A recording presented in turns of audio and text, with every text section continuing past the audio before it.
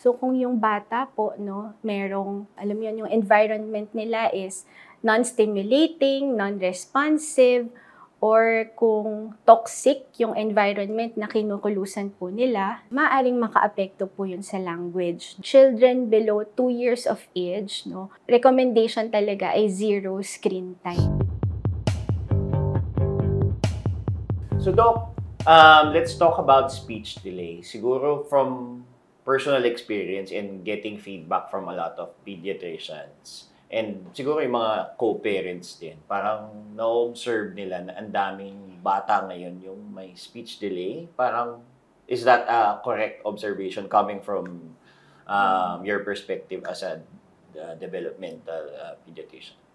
So ngayon po, marami na tayong mga nagiging pag-aaral, no, about these types of conditions. And syempre po, yung mga tao, mas aware na sila, no, kung ano bang speech delay, no. Meron na rin po tayong internet. So mas nalalaman na po ng mga magulang kung yung mga bata nade-delay na po in terms of development. So parang in that way, mas nade-detect po natin, no, yung mga bata na nagkakaroon ng ganitong mga condition. Okay. Sige, Doc. Before I move siguro dun sa cause, how or when can you say that a child or yung bata ay nakakaranas ng speech delay? Paano niyo siya na identify na ganun yung kaso nung pasyente? Ang pinakamadaling paraan para malaman natin kung merong speech delay yung bata, no, is i-compare po natin or mako-compare natin sila sa kanilang mga kaedad na mga bata din. No? So kung mapapansin natin na mas nahuhuli po yung kanilang language development, then we can say na no, may mga red flags na po tayo on speech delay. Okay. May particular age po ba? Ano po ba yung batayan nyo from your education and your knowledge about the case na parang meron, ano po bang dapat na edad na dapat nagsasalita na ang isang bata?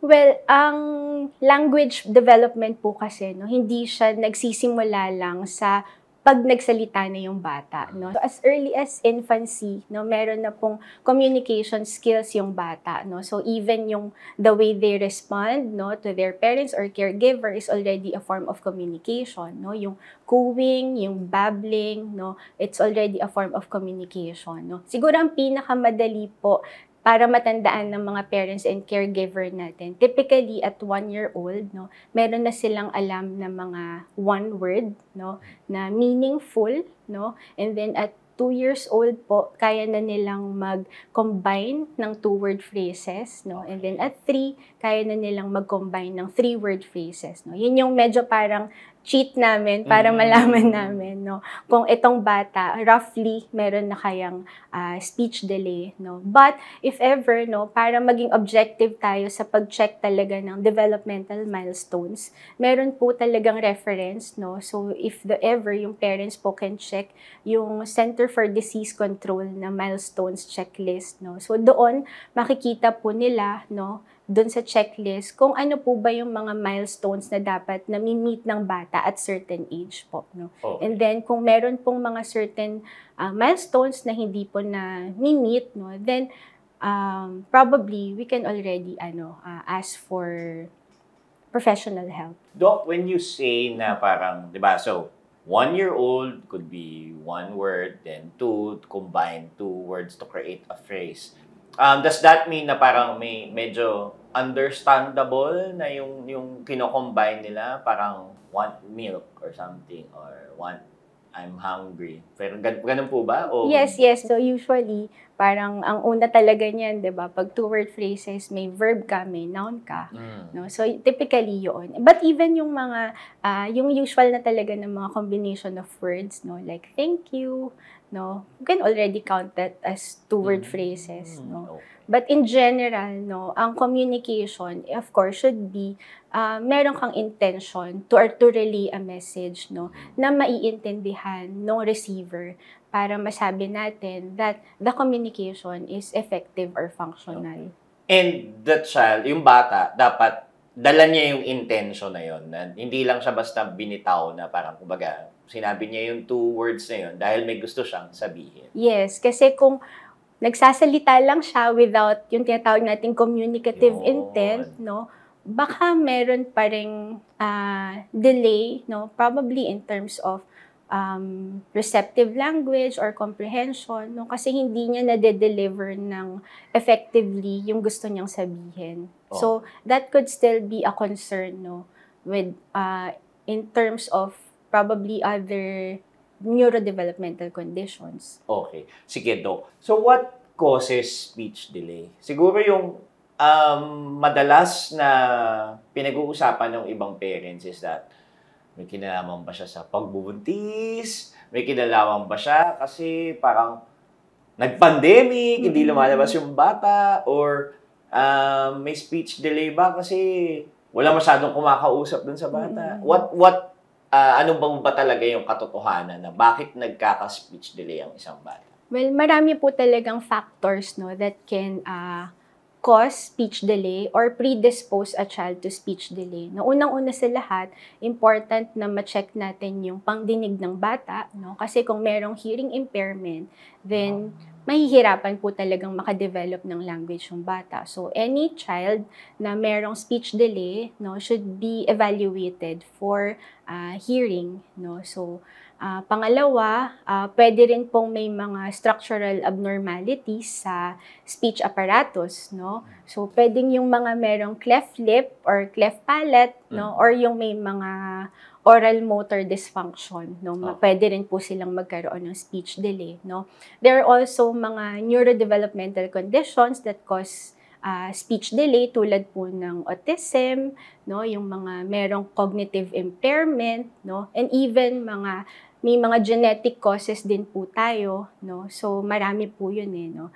But basically there are other several factors, and even yung social and emotional environment of the child, no. So nabanggit nyo nga po, no, yung environment of the child, no, lalo ngayon na nag-pandemic, no, important po yun sa language development. So kung yung bata po, no, merong alam mo yun, yung environment nila is non-stimulating, non-responsive, or kung toxic yung environment na kinukulusan po nila, no, maaring makaapekto po yun sa language, no. And then, psychological factors can also predispose a child for speech delay, no, tulad nung kung meron pong nagkaroon ng child abuse, child neglect, no, yung mga ganun. And even actually, poor nutrition can also lead to speech delay, no. Yung nabanggit nyo po na kung may mga factors ba sa pregnancy, no, definitely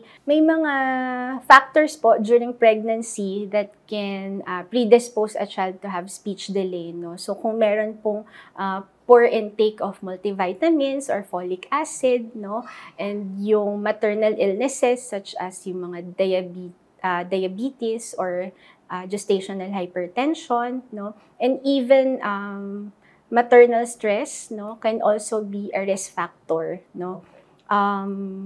Even yung birth outcomes ng bata, no, kapag pinanganak po sila, no, can also be risk factors for speech delay, no, tulad po ng preterm birth, no, or kung pinanganak po sila na sobrang maliit, no, yung tinatawag nating low birth weight, no. And then, kung meron pong mga complications during childbirth, no, kung nagkasakit yung bata nung pinanganak, tulad ng mga infection or yung mga tinatawag nating asphyxia, no, and there are several factors actually, no, that can be risk, no, for language delay. Nabanggit nyo, Doc, siguro puntahan ko lang yung part dun sa environment that you talked about, which I feel was, yun nga, coming from yung mga bata na pinanganak ng pandemic or lumalaki ng pandemic.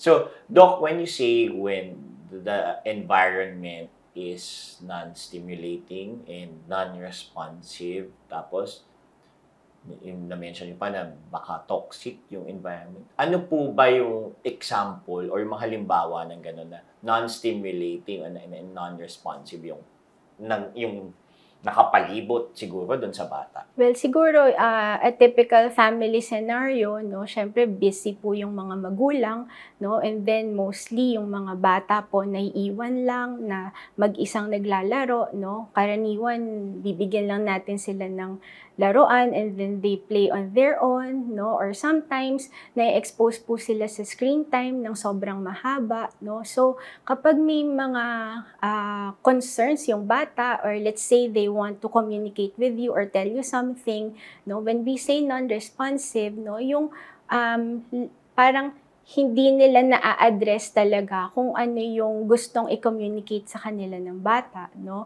and kung kulang yung language stimulation and yung pool of words inside the home, no, mahihirapan po talagang magkaroon ng language development, no. So, and even yung stress, no, of course, may mga factors po yun psychologically sa mga bata, no. So, very important po na nurture natin yung environment nila in a way na warm and responsive at saka yun nga stimulating yung kanilang environment. Okay. So when you say stimulating, yun yung na-encourage o nahihikayat silang magsalita, mag-interact, tama po ba? Yes, when you say stimulating, no, syempre, in terms of language development, no, marami talaga kayong mga pag-uusap, alam mo yon, yung mga day-to-day activities, no, hindi yung basta ginagawa nyo lang, kundi vini-verbalize natin, no, kung ano yung mga ginagawa nila, no, and even yung what they see, no, bibigyan natin ng mga label, no, in that way, mas dumadami yung pool of words na natututunan ng bata. Okay. So, ang ibig nyo sabihin ba, Dok, parang habang may interaction yung, actually, hindi lang magulang, tama po ba? Hindi lang magulang, yes. Basta yung mga tao na nasa paligid ng bata. Hanggat may interaction, yun yung nakakapaghikayat sa kanya magsalita. Doon din ba siya humuhugot ng mga natututunang salita? Tama po ba? Yes, kasi yung interaction na yun, no, ang communication kasi hindi lang naman yan pagsasalita per se, no. So it's a two-way communication, no. So yung interaction with the child, no, makaka-stimulate po talaga yun, no, for the child to develop proper communication, no. Dok, pasadahan ko lang yung, I think na-mention nyo kanina yung screen time, which I think malaking problema lately. From your perspective ngayon as a DepEd, gaano kalaking problema ngayon yung saan nga naka-interact yung pasyente or sa with your training, yung problema with screen time, whether it's gadget, whether it's TV, gaano siya kalaking problema lately? Kasi nagkaroon na tayo ng paradigm shift, no? So, yung mga kinagisnan po natin dati, na iba na sa ngayon. So, ngayon, nagiging convenient yung pag-aalaga sa bata, no? Kapag naiiwanan natin sila ng screen, no? Kasi mas nafo-focus po sila dun sa mga pinapanood or sa nilalaro nila, no? It becomes a problem, no? Kapag masyado pong na-expose yung bata to a very long screen time, no? Kasi ang screen po, no, hindi naman yan communicative, meaning wala naman silang nakukuhang interaction habang nanonood po sila, no? And of course, yung screen po kasi, no, masyadong fast-paced yan, no? And then sometimes yung mga bata, instead of really watching, no, pag nasawa na sila, lilipat na lang nila, no? So even the attention becomes affected, no? Hindi sila nakakakuha ng enough stimulation, no, in terms of communication, no, kapag po na-expose sila sa sobrang habang mga screen time. Okay. So yun, Dok, pag nagiging problema na yung sobrang gadget, sobrang panonood, kailan siya nagiging problema? O dapat ba talagang zero, wala? Ano po yung pagtingin nyo doon? Actually, meron pong recommendations dyan yung American Academy of Pediatrics, no? So, children below 2 years of age, no, recommendation talaga ay zero screen time. Zero. No? So, ang only time allowed for them to have screen time is yung video call, no? Kasi ang video call can still be, alam mo yun, it's a communication pa din. May mga pagkakataon na hindi talaga natin may iwasan na ma-expose yung bata sa screen time, no? Pero meron tayong tinatawag na responsible co-viewing. When we say responsible co-viewing, no, ang ginagawa natin diyan, no, habang nanonood yung bata, sinasamahan natin sila, no, and we make sure na yung pinapanood nila ay high quality content, no. And also, we can parang stimulate also yung child, no, even while being exposed to screen time, no, through communicating to them kung ano yung napapanood nila, no? So, for example, meron silang pinapanood na nursery rhyme, no? Or sumasayaw at kumakanta yung pinapanood nila, no? Pwedeng gayahin nila kung ano yung napapanood nila. So, in that way, magiging stimulating pa rin yung screen time, no? So, Doc, nababanggit nyo paulit-ulit na dapat stimulating. So, dapat nakakahikayat yung ng reaction dun sa bata. Nabanggit nyo rin yung co-viewing. So, example ba nito, di ba? Parang pwede, kunyari, nanonood sila yung mga animals na parang anong kulay, anong tunog. So, yung may ganong interaction. Yes. Definitely, no? Yun yung isa po sa mga paraan, no? Para maging kagamit-gamit yung screen time ng bata. So, kung ano yung mapapanood nila,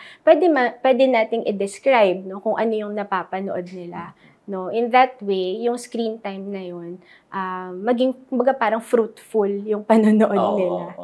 Dok, yun nga kasi parang nabanggit nyo, parang may mga pagkakataon rin kasi talaga na ang hirap iwasan kasi na busy yung magulang or kunyari, sa restaurant, yun yung medyo common cases, di ba? Parang, siyempre, restaurant, ang tagal ng order, mga bata, mag-iikot and all, di ba?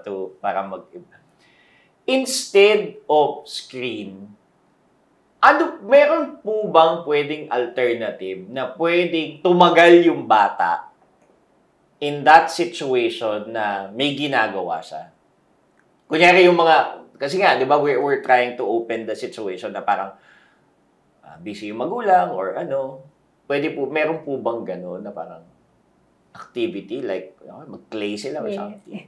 So definitely, no, ang isang way po para maiwasan talaga natin yung screen time is to substitute with other activities, no. Basically, we want, of course, yung activity ay interesting para sa bata, para mas tumagal siya dun sa activity na yun, no. So depende po sa interest ng child no. So basically, ang typical would be bring toys, no, na pwede nilang i-fidget on, no, or yun nga, kung may mga crayon sila, pwede silang magkulay, no. Dapat marami ding options yung parents, no, ng mga activities na in case manawa na yung bata dun sa isang activity, edi pwede niyang i-substitute with another activity, no, without exposing the child to screen time. So, Doc, once mapansin nung parents na mukhang may speech delay, base dun sa unang binigay niyo yung mga milestones and yung comparison with other children of the same age, kailan sila dapat kumonsulta sa isang developmental pediatrician? Kapag nagkaroon na ng concern yung parents, no, about language delay, no, ang first thing that they can actually do is to seek consult sa kanilang pediatrician, no. Yung pediatrician nila, no, can already do thorough history, no, and makita nila kung sakaling may mga medical conditions associated with the language delay, no, and they can also do yung mga physical examination, and the pediatrician can also already request for audiologic evaluation or yung hearing test nga po, no. And they can actually do yung tinatawag nating developmental surveillance and screening, no, to determine if the child is really at risk for developmental delays, no. So, kung malaman natin, no, na meron talagang risk yung bata to have the developmental condition or developmental delay, then they can seek consult with a developmental pediatrician for a more comprehensive developmental evaluation. So, Doc, paano naman kung, let's say, we have cases na yung parents parang, hayaan na natin, baka mahiyain lang, or hayaan na natin, makakalakihan din yan. What happens if napabayaan ang speech delay? What would be an eventual, siguro, we can say worst case scenario for the child? Anong pwedeng mangyari?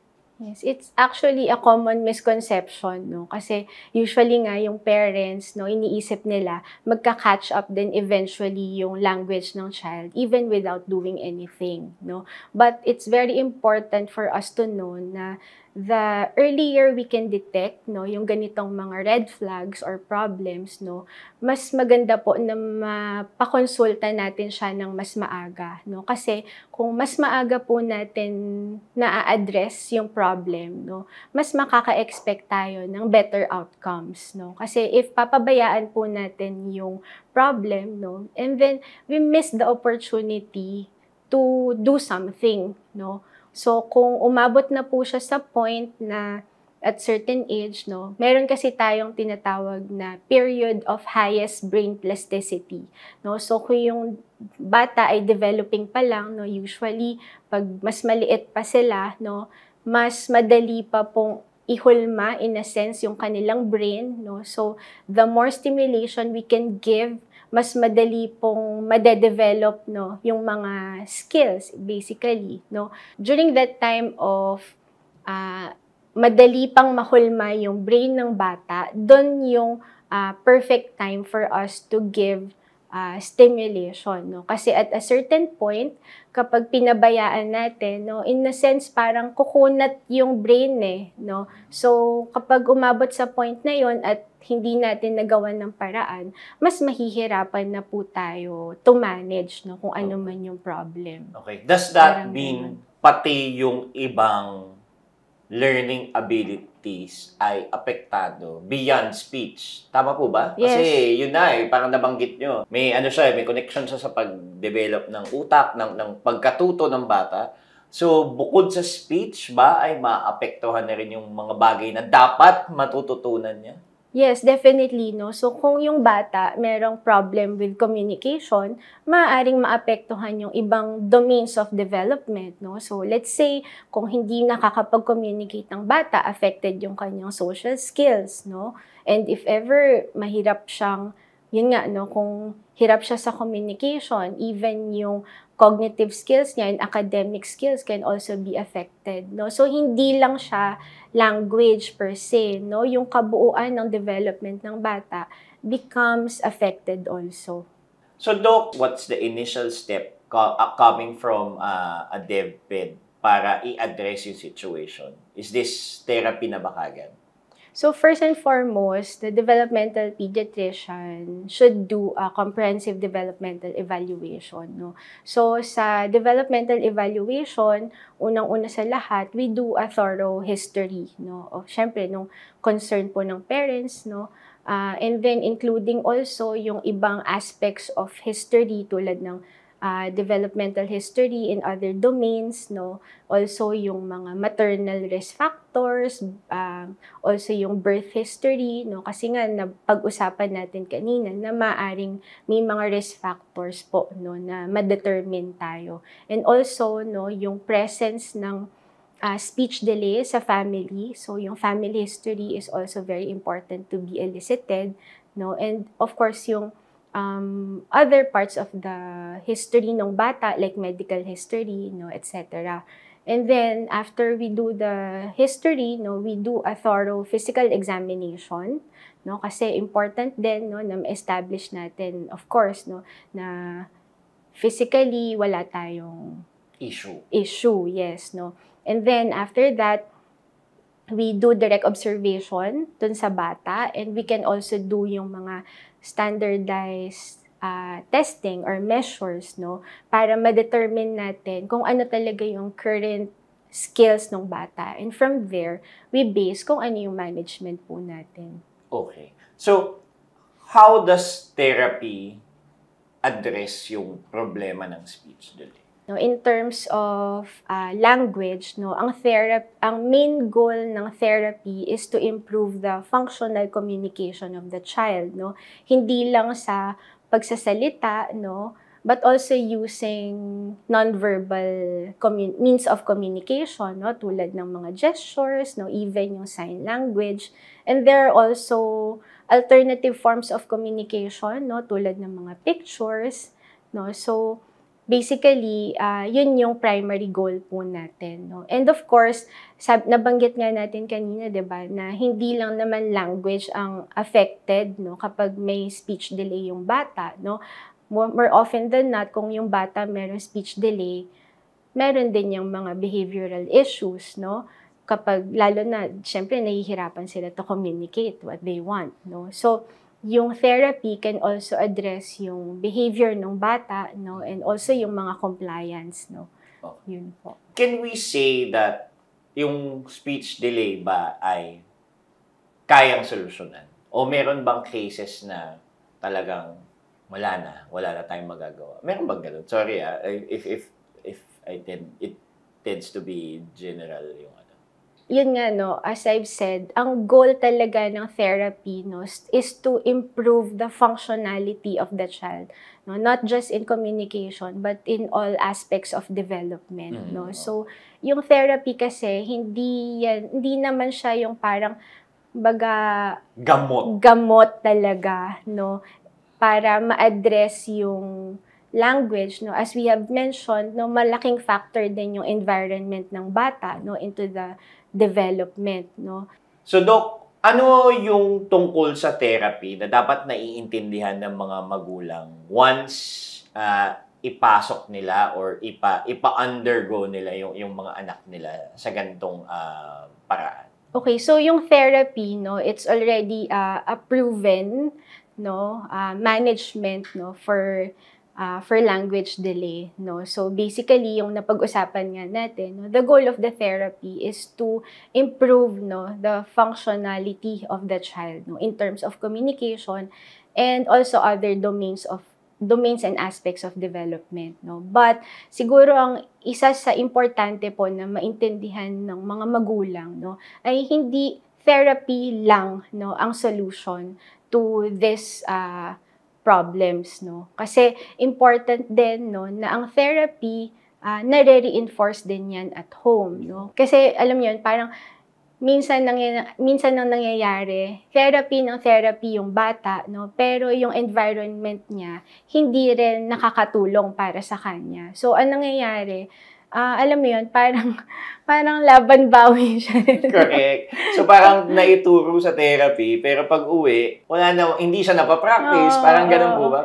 Parang technically, parang school din eh. Yes, diba? yes. So very important, again, no, for the environment to also be nurturing, no, and we reinforce yung mga natututunan ng bata sa therapy, no. So it's actually a continuous process at home, no. Hindi ibig sabihin nagte-therapy yung bata, let's say, once to twice a week, yun na yun, no? So, the parents need to also reinforce what is happening during therapy, no? At continuous yung process na yun. Kasi, we can just imagine, therapy is what? A 1-hour session, no? The rest, or the remaining of the 23 hours, nasa bahay yung bata, no? So, yung malaki pa rin talaga yung influence ng environment ng bata sa kanilang development. So Doc, siguro baka meron tayong pwedeng i-share sa mga parents na pwedeng nilang magawa sa bahay to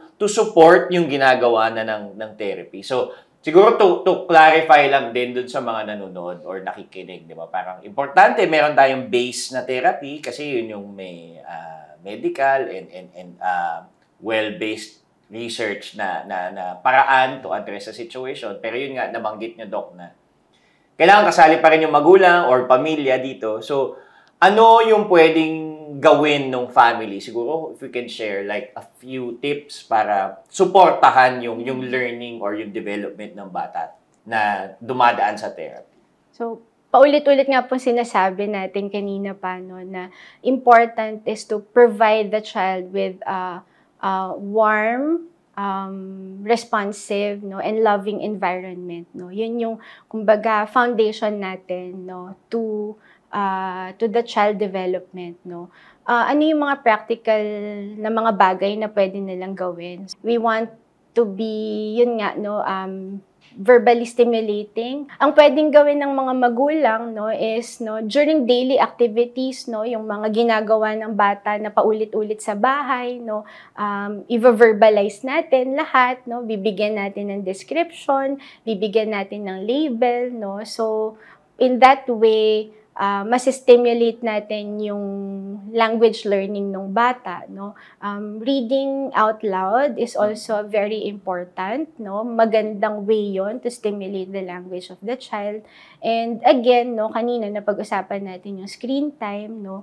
Maigi pa rin talaga na iiwas natin yung bata to very long screen time, no, and to substitute with other activities na pwedeng gawin. Doc, balik ako lang yung yung nabanggit nyo na we need to verbalize. So, ito ba yung pwedeng ulitin natin yung sinasabi na parang, kunyari, I want milk.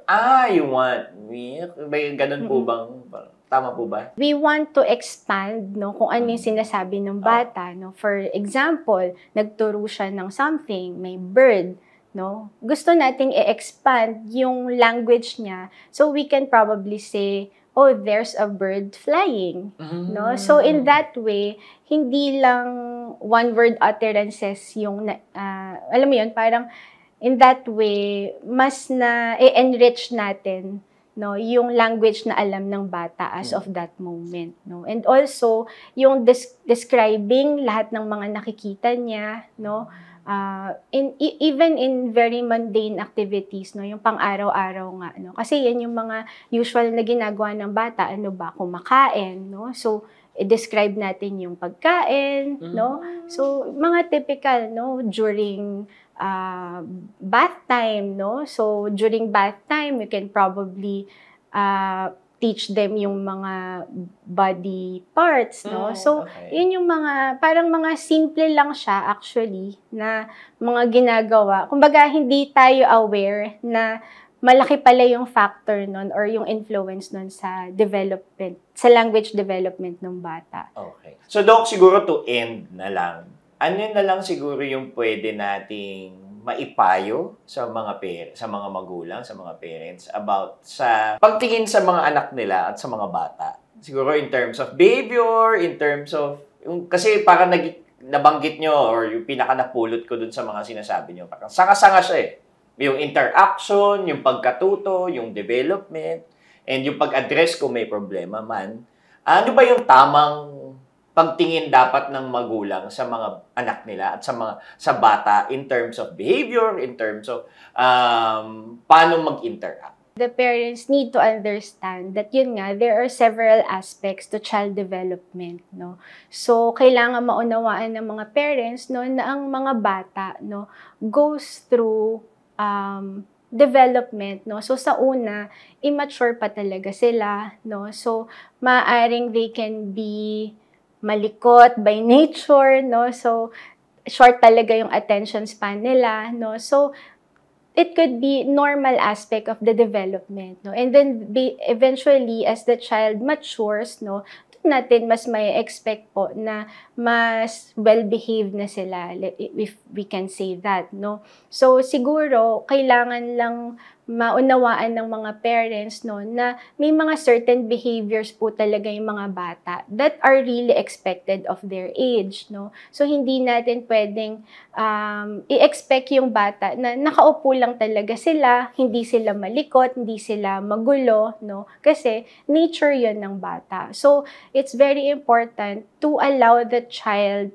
to also explore the environment, no? Kasi yung exploration na yun, no, yung mga paglalaro niya, no, are very important factors, no, to child development and to learning. So sana yung mga parents po, no, maging mas maunawain, no, mas maging patient sila sa kanilang mga anak, no, and important also to give opportunities to the child, no, for learning, not just in language, no, but also in other aspects of development.